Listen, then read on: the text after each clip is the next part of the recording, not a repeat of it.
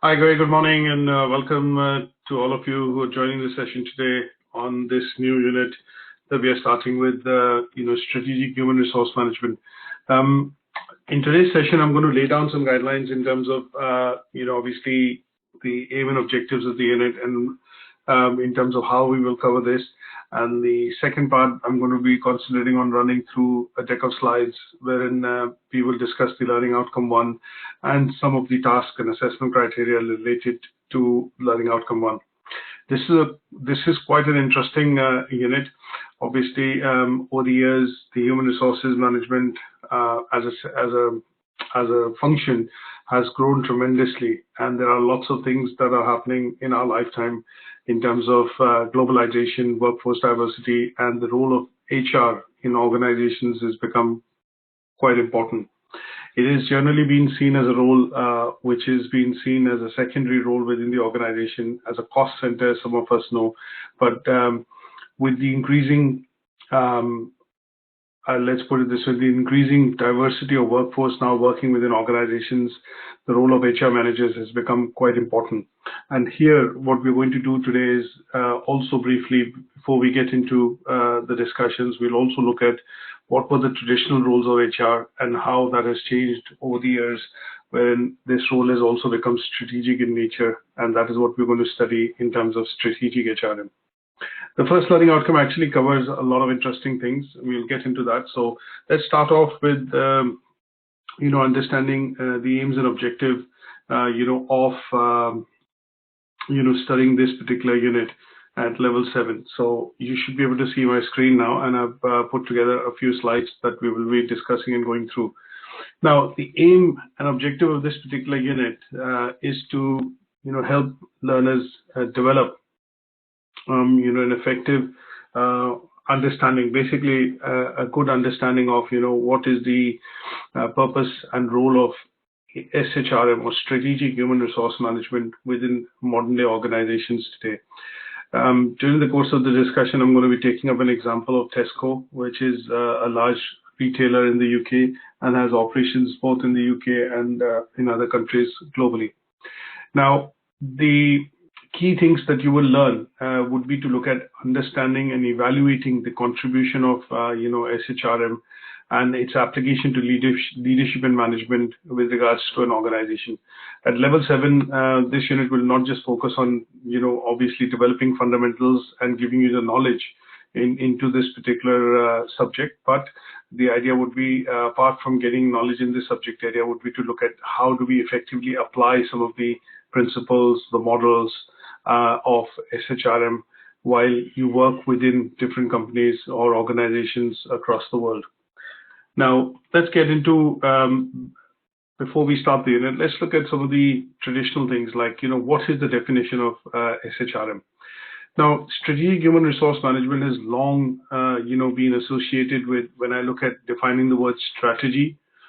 business, and also, HRM. So let's look at these three terms differently to understand the meaning of these three terms first, and then we'll come to the definition of, strategic HRM. Now, when you look at the, the definition of business strategy or business and strategy, now this is a process through which the organization actually defines its long-term goals and objectives, and then creates policies and processes around which that these goals and objectives can be achieved by the employees or the staff workers within the organization. Now, the whole idea of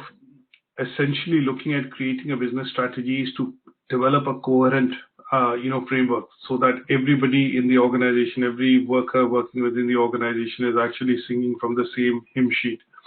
And this becomes an overarching document, which basically could be a high-level document or an overarching document which clearly defines the goals and the objectives which the company is looking at achieving.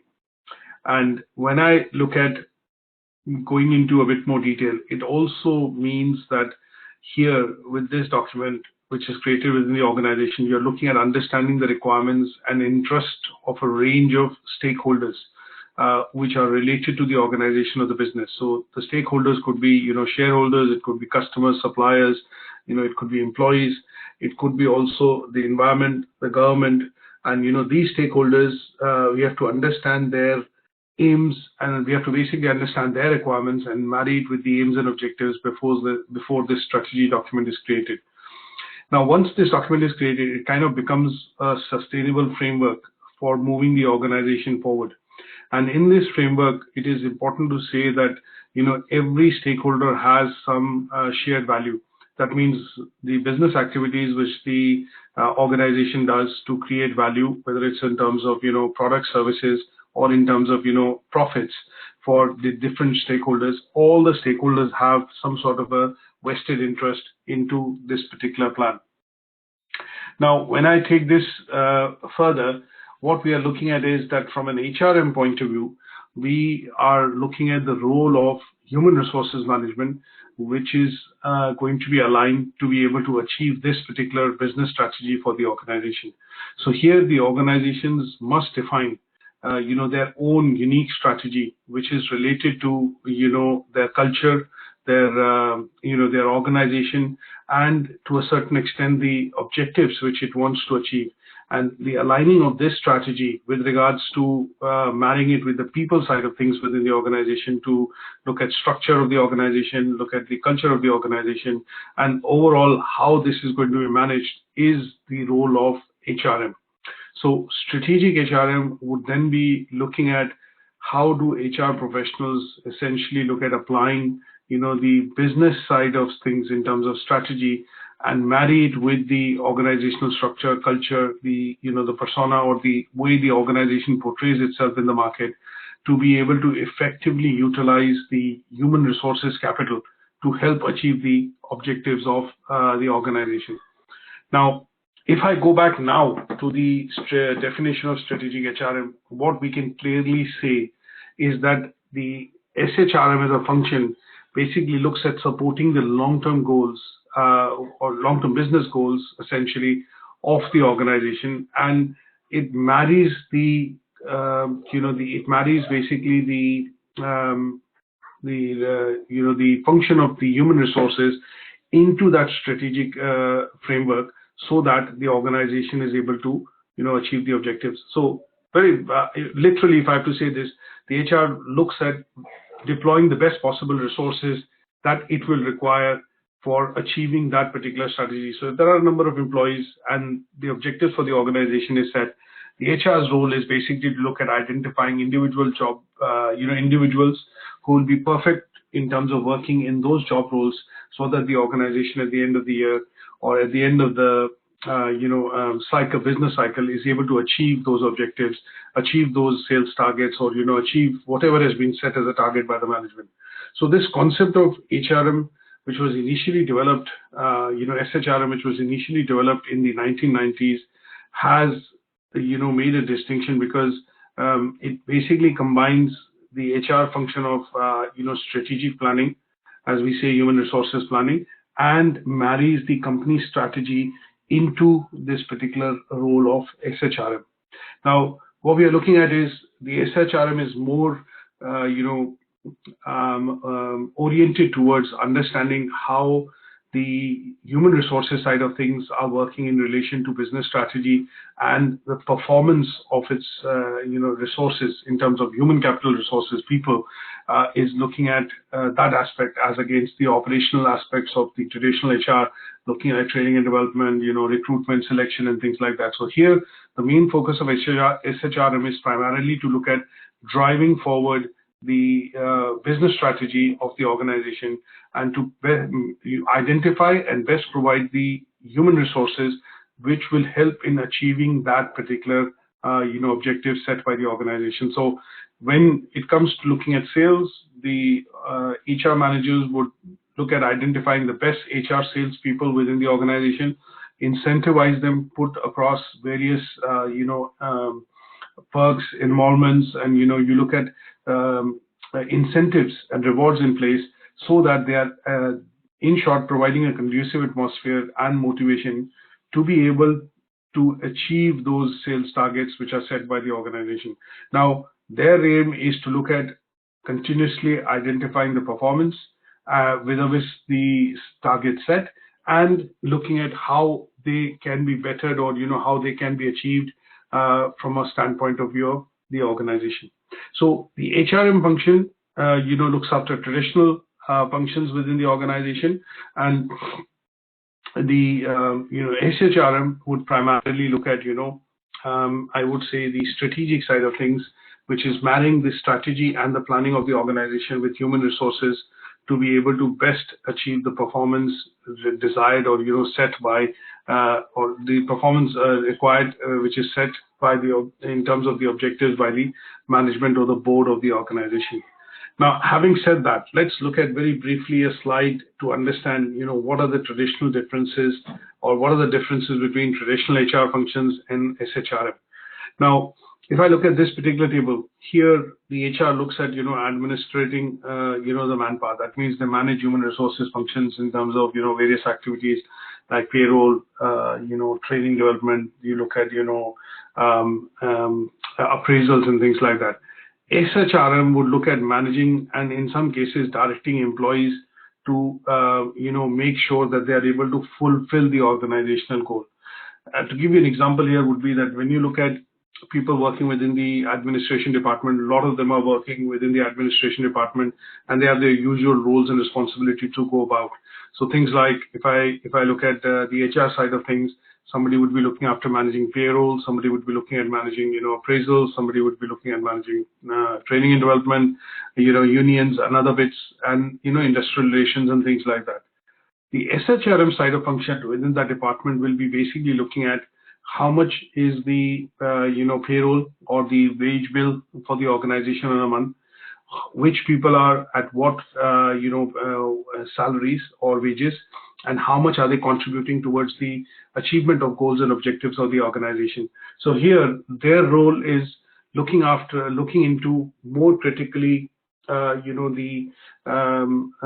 side of human resources to see and evaluate how they would possibly be able to, say, for example, reduce the wage bill or maybe incentivize people who are not performing to be able to see that they're able to more closely perform and also relate to and help in achievement of the organizational goal. Now, HR behavior normally seems to be reactive, but SHRM seems to be proactive. Reactive in the sense that, you're basically looking at dealing with normal day-to-day operations. So in some cases, you're going to react if there's a situation which arises. But the strategic side of HRM looks at, being proactive so that you are able to see or foresee changes happening, 12 months, 18 months, 2 years, 3 years in advance. So when we look at a change which is now more or less got set into a lot of these millennial organizations is that they allow flexibility in terms of working from home. Now, this is something which is a trend which has been identified by the strategic side of things within HRM, is that as long as the employees are able to work and contribute towards the meeting of their objectives or goals set by the organization, the place of work could be made flexible, which allows the employee or the staff to be in a natural working environment and generally promotes more efficiency and productivity. Now, this is proactive side of things to look at reading into the future and seeing that, this might be a requirement which will be coming in because as the workforce becomes quite distributed, quite diverse, and in some cases, it is quite diverse because you're employing people from different geographies. You need to have that approach wherein the approach has to be proactive. And in this case, proactive means allowing employees to work from home. Now, some of the other things that we look at is when you look at approach of HR, it's slightly disjointed. That means the training department is working. Yes, it is an HR function, but they're working in isolation. Sometimes you see payroll working in isolation. Sometimes you see appraisals working in isolation. But when you look at the concept of SHRM, they are seen, the person who's responsible for driving the HR strategy or the strategic side of functions within the organization will see it as a cohesive function. That means they will seek interconnectivity between all the different functions of the various, traditional HR functions which the department actually oversees. So if they pick up that the employee performance is not going as per what is described in the job description role or in terms of the required output which is expected, they would then put that person into go through an appraisal process, look at identifying gaps, and if those gaps have to be removed, they might decide to put them into training and development. When the training and development is done and the employee then gains the relevant skills, they are then able to perform well. So they see it as a cohesive function, and you will see that in the SHRM side of things, the approach is more cohesive, looking at all the functions to see which one is going to help the employee to actually perform related to the organizational objectives. So some of these things over the years have got differentiated, and you look at, HR looks at short term, strategic HRM looks at short term, medium term, and even long term. Now, the concerns with regards to, HR are capital and products. You look at always minimizing cost and, what is the best cost the HR side of things could manage in terms of payroll and wages. But in the SHRM side of things, they look at people as capital resources, and in that case, they want to retain the best possible staff, which has the knowledge and experience gained within the organization, which could be put to use in other projects or in other areas of the organization. So, as you see, the function of HR. If I go through this table in detail, but yeah, the function of HR and the role of SHRM is, easily differentiable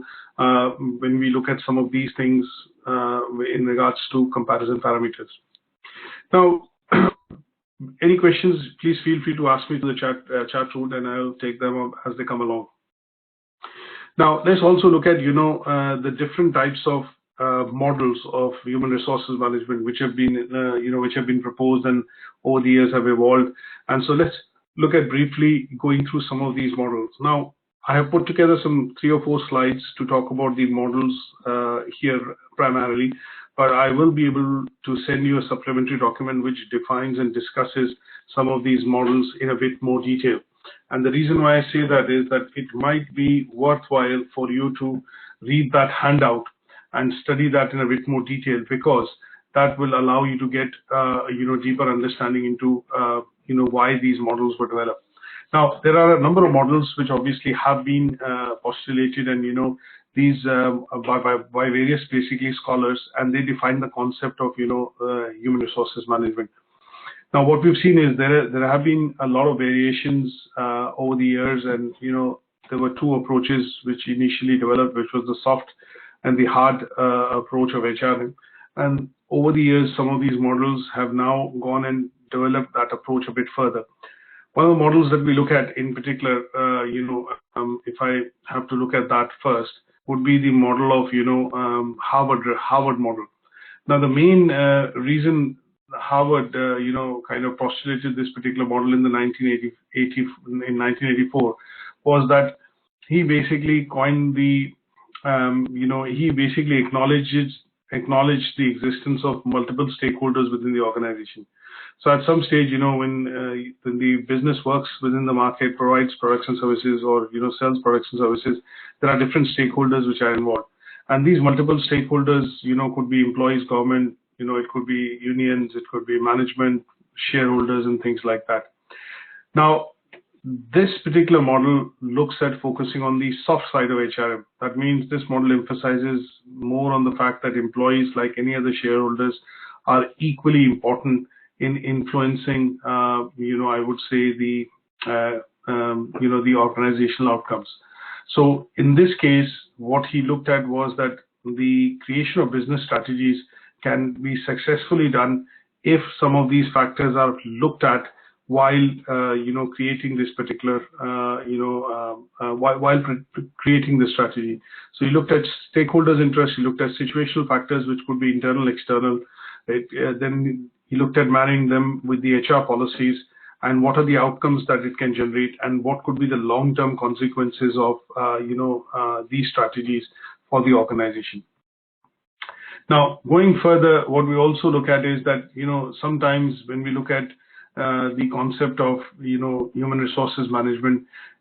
he basically defined that employees' influence is recognized through motivation, through people motivation, and the development of organizational culture is based on mutual trust and teamwork. Now, these factors need to be taken into the HR strategy, which then is seen in the HR flows, the reward systems, the incentives which are put in place so that employees are motivated to be able to achieve the organizational goals and objective. Now, let's put it this way, that sometimes when we look at the Harvard model, it is premised on the belief that the organizational human resources give a competitive advantage through treating them as assets and not as costs. And that is falling back onto the basic definition of soft HRM. Is that okay? Now let's go across and look at the matching model, of HRM. Just briefly understanding the matching model. Now the matching model was actually, developed by a couple of scholars, which included Formbrun, Tichy, and Divana. And here, what they did was this is also called the Michigan model, and they basically were from the Michigan Business School. So this model is also called, obviously, the Michigan Business Model because they developed it while, obviously coming across from the business school. Now, in this case, what they look at is they look at, this particular model looks at basically, matching the aspect of, let's put it this way, the HRM to the harder side of hard HRM that we look at. So Harvard model focused on soft. That means they looked at placing good amount of emphasis on employees. Here, this side of model basically looks at, a tight fit or the hard HRM and is basically inclined towards that. Now, it basically says that human resources must be matched with the jobs in the organization. So if they basically propose that the selection, when it is done, it needs to be based on the basis of, it needs to be having a basis on performance, and then performance should be commensurate to rewards which are provided to the individuals because they are able to contribute, in terms of variability for meeting the objectives of the organization. So given an example here, you have two sales managers and somebody who's contributing £1 million in terms of the sales turnover and somebody who's contributing £500,000. The performance of the two sales managers is different, and in this case the rewards and the incentives provided to the two sales managers should also be different. And here what it also proposes is that the performance of the other individual can be enhanced by providing development, and then again measurement of that needs to be done to be able to ensure that the rewards are commensurate to what the achievement of or contribution of the individual is towards the organizational goal. Now here what they basically meant was that in terms of the HR strategy, you have to be highly calculated in terms of the quantity of human resources required to achieve the objectives which are kind of enshrined in the business strategy. That means that you are looking at,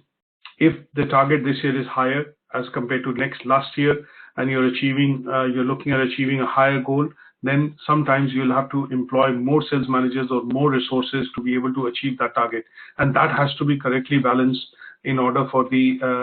business strategy to achieve its goals and objectives. So here the business strategy takes a central stage, and that is why the human resources are to be taken in line with any other resource, which must be fully utilized with regards to achieving or trying to achieve the organizational objectives. So here, in terms of this particular model, this looks at basically the hard side of HRM, and it treats human resources as any other resource within the organization, and it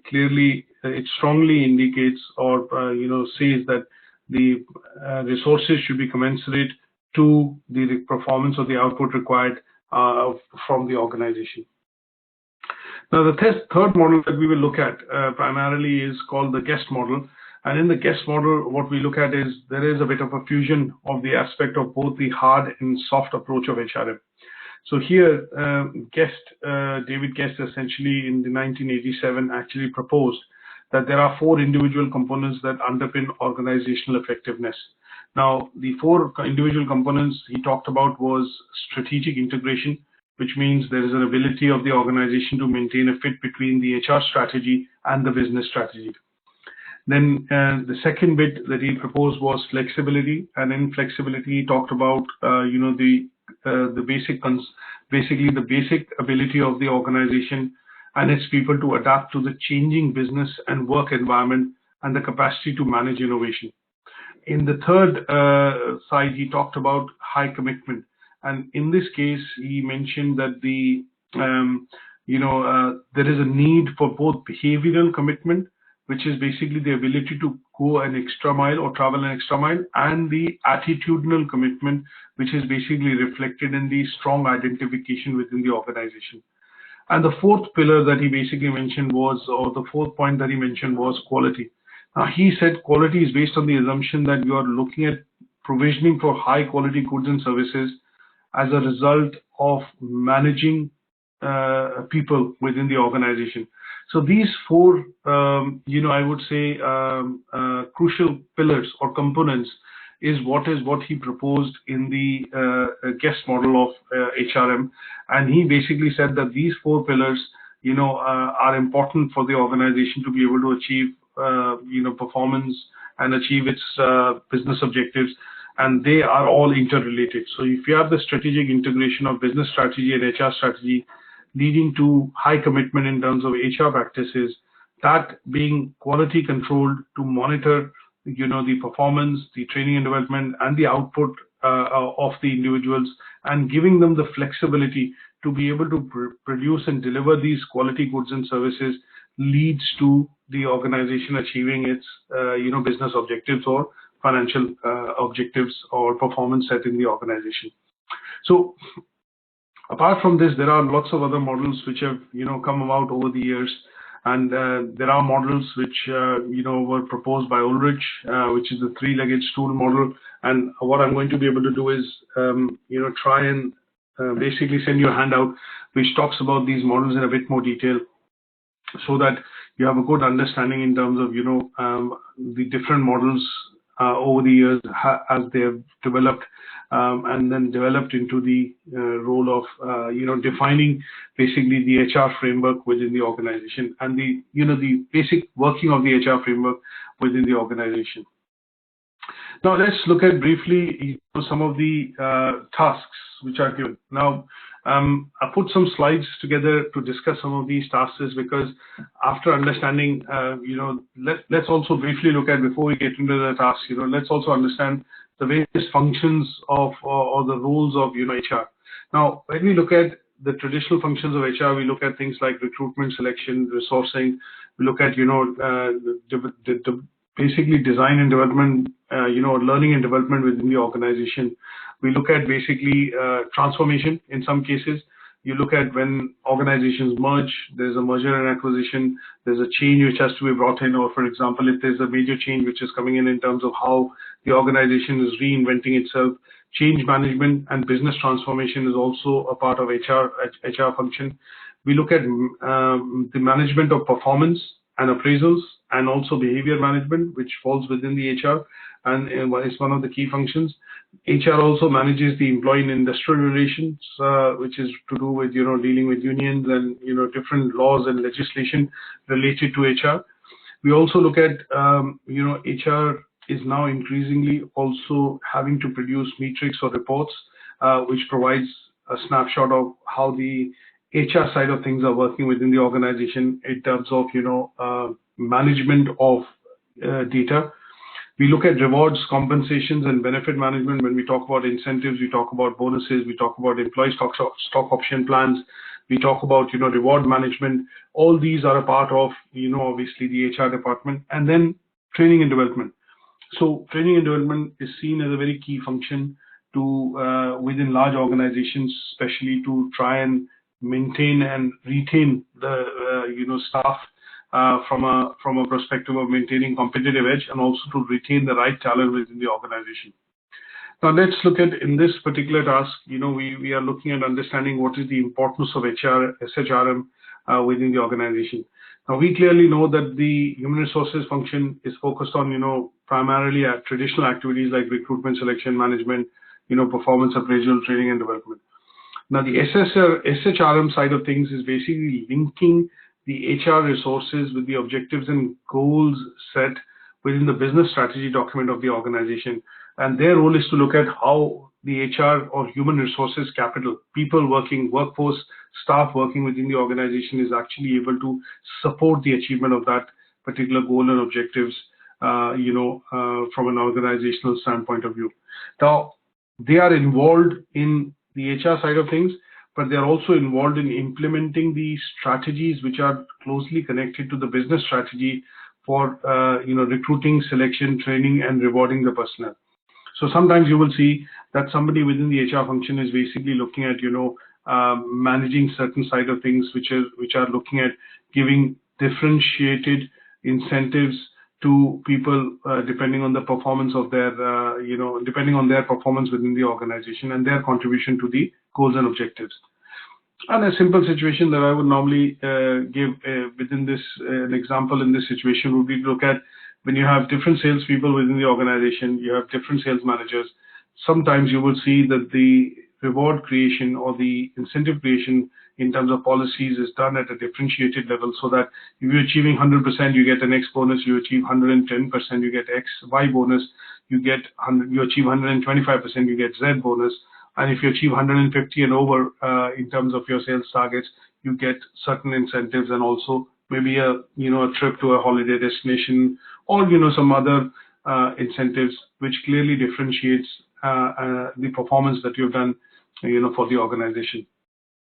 So here, basically, when we look at the importance of SHRM, the idea here is to improve and increase the employee skills by focusing on the business problems that are outside the control of human resources. So these actions which the SHRM actually takes are basically related to increasing productivity, efficiency, driving motivation, and loyalty towards the organization. Now, sometimes we also look at that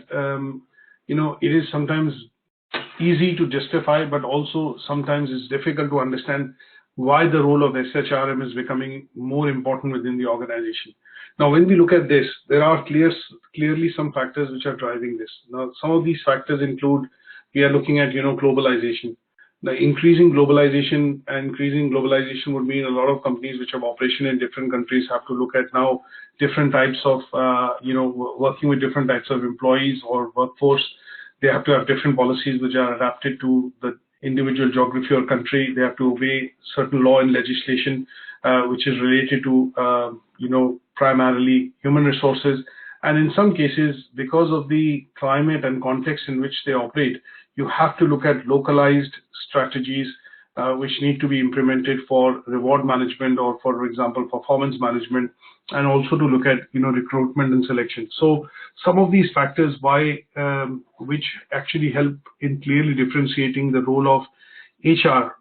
and take it into the remit of SHRM is because of globalization and increasing technological change. We are looking at cross-cultural factors, which is workforce diversity essentially, and then the economic trends which are basically transferring, I would say, leading to the transfer of technology, which is basically creating manufacturing and employment opportunities from developed to the developing countries. And these are the reasons why the role of SHRM is becoming much more important in organizations which are predominantly working in a global context or have operations in different countries. So it is important for the organization to have somebody employed within this function which understands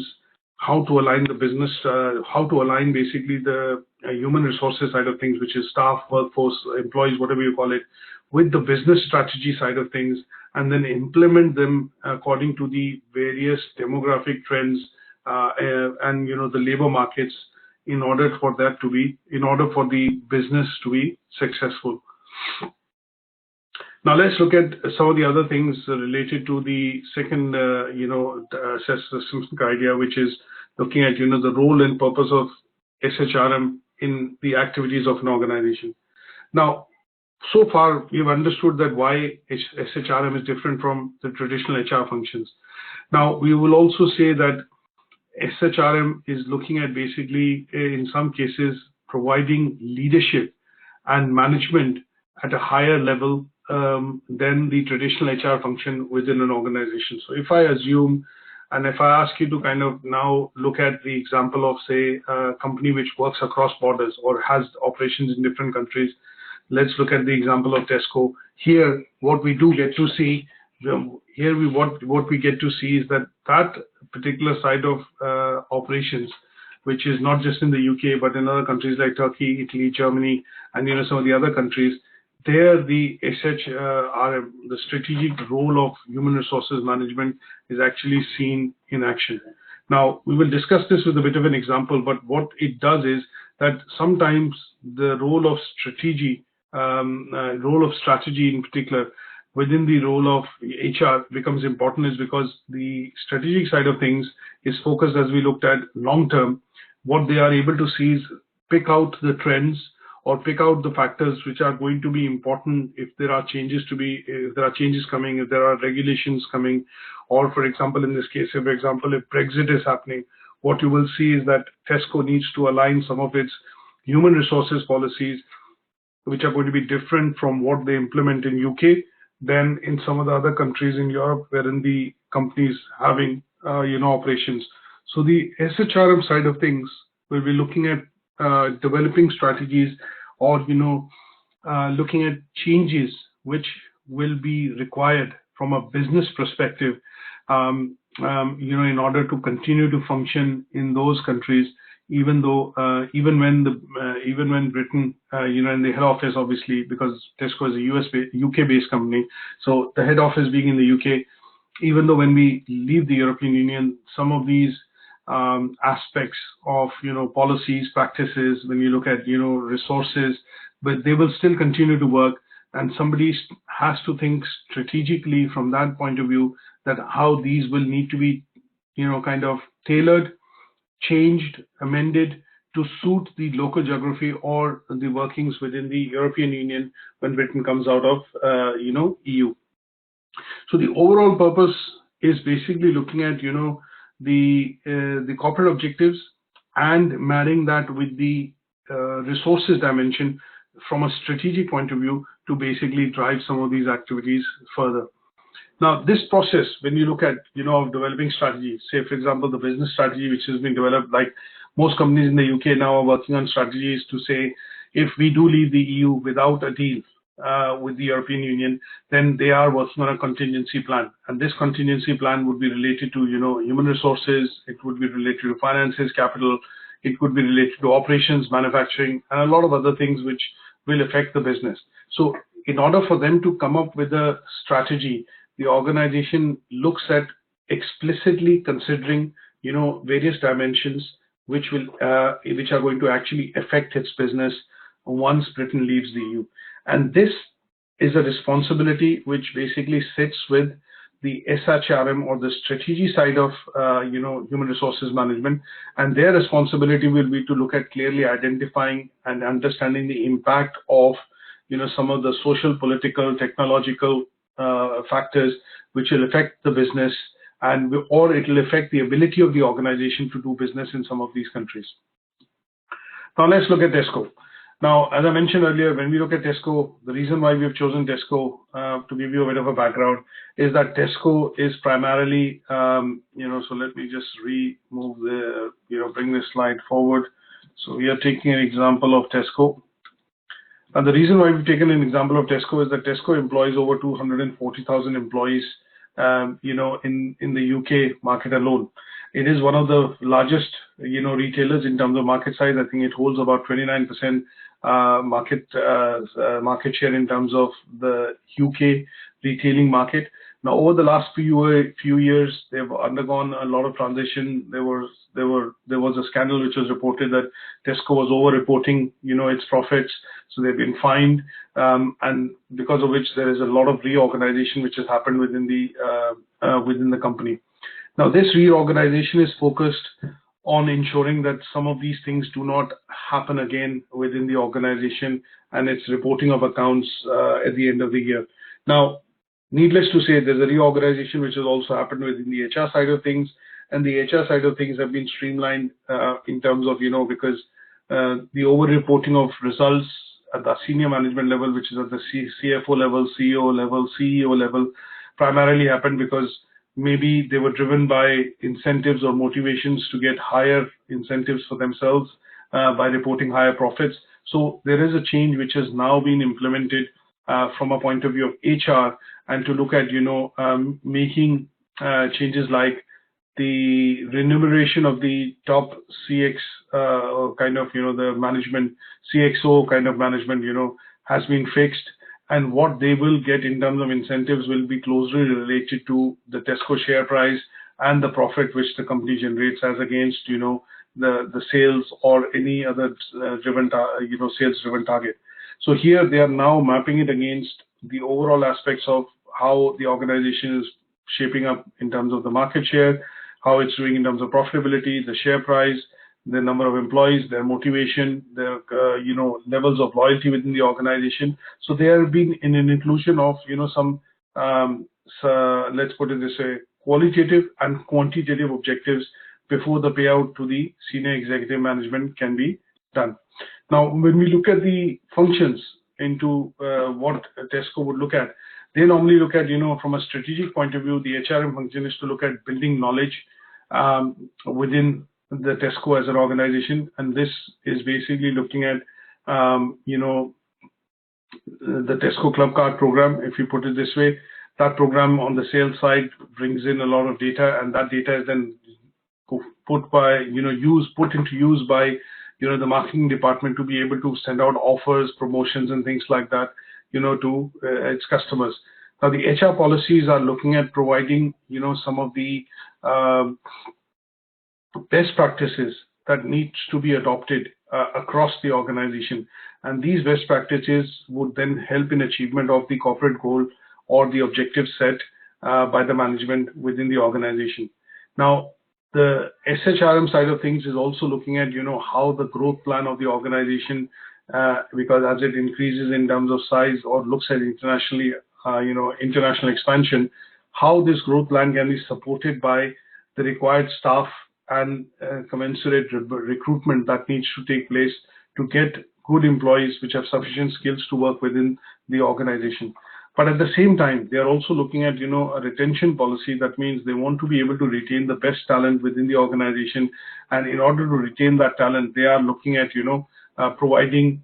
incentives, providing a better working environment, balance between work and personal life, in terms of ensuring that they are not being overworked, or they are able to work and get flexible working hours so that they are able to kind of, boost their productivity and efficiency while they work within a particular function within the organization. And then training and development side of things, which are a key, because this is an evolving field. So what they've decided is that training and development needs to be embraced, and as a company, they have a dedicated department within the organization which looks after developing employees. After the appraisals, they look at developing the employees in terms of their skills by providing training and development, which allows their employees to work more effectively, more productively within the organization. So training plans are put in place, and these training plans, when they are put in place, they are followed through by the different line managers, and there are appropriate financial resources put in place so that this process of training and development, which typically in an organization like Tesco happens throughout the year, can go on seamlessly without any hurdles. So the overall development of employees within the organization in Tesco is quite important, and that is one of the key strategic functions that the SHRM looks at focusing on when we look at an organization like Tesco, because if they have high staff and if they have high turnover, that means the business can get affected. So in order to retain the talent, in order to ensure that they have the right skill set and they are performing effectively and productively within the organization to help achieve the goals and objective, the strategic side of things looks at managing training and recruitment and selection, and also training and development hand in hand, so that they have lower staff turnover and the staff that they develop stay within the organization to be able to help achieve the objectives of the organization year on year. Now, some of the management practices, some of the policies and processes which are put in place, they then make sure that these have all the employees of the working staff have the same understanding on these policies and processes, and that is kind of dissipated through the training and development program. Now let's look at very briefly the last task in this particular learning outcome one, which is looking at the role of SHRM with regards to other functional areas within the organization. Now let's understand, so we discussed the functions of HR, and now let's understand what and how these functions are related to some of the other areas of the organization. Now, when I mentioned earlier that, one of the key things which is kind of driving, the strategic role of SHRM within organizations, or there is somebody now within the company in large organizations who looks after the HR strategy,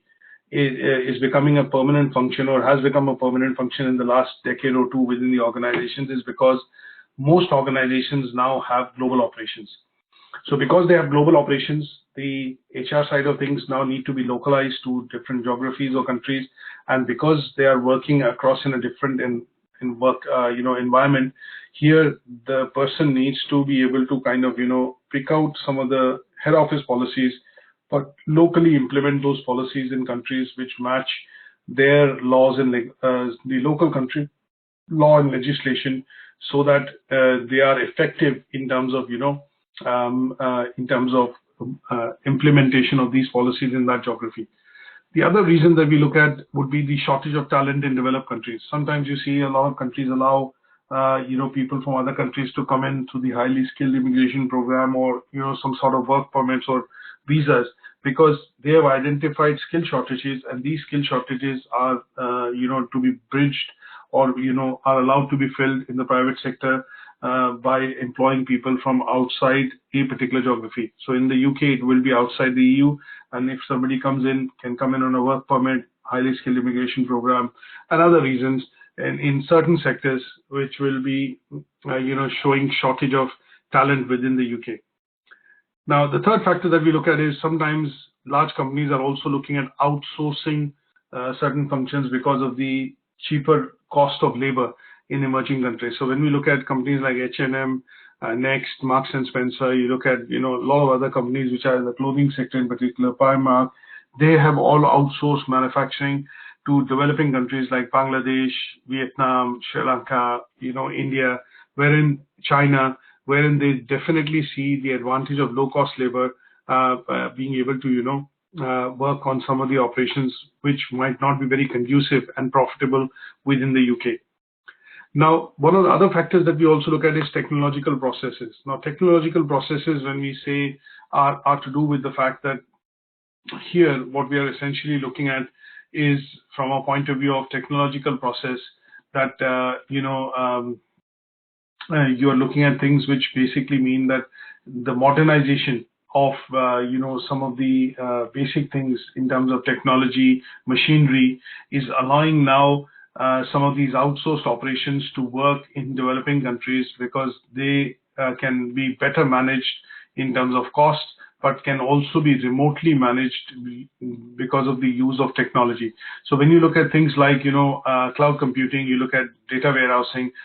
you can basically see that companies are increasingly employing, databases which are based on cloud, because of the data being stored and available. This then allows some of the operations to be remotely managed, and remotely managed from a point of view of technological process, which allows them to bring in operational and cost efficiency within the organization. So employing of IT professionals which are responsible for running some of these operations remotely allows the organization to bring in operational efficiency using the use of technology within their manufacturing or operational processes. Now, what is the role of SHRM in this?